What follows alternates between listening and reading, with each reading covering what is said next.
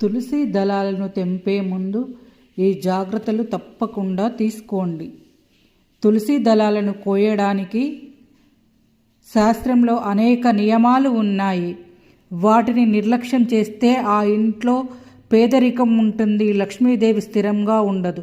తులసి ఆకులను కేవలం సోమవారము, బుధవారము, శనివారము రోజుల్లో మాత్రమే కోయాలి. అలాగే అమావాస్య, ద్వాదశి, పౌర్ణమి తిథుల నాడు తులసి ఆకులను కోయకూడదు.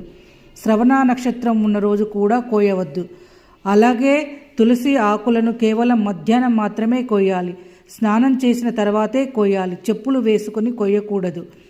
ఒక్క ఆకును ఎప్పుడూ తెంపకూడదు. 3 లేక 5 ఆకులు ఉన్నది పూజకి శ్రేష్టం. సాయంత్రము, రాత్రి సమయాలలో ఎట్టి పరిస్థితుల్లోనూ కోయకూడదు.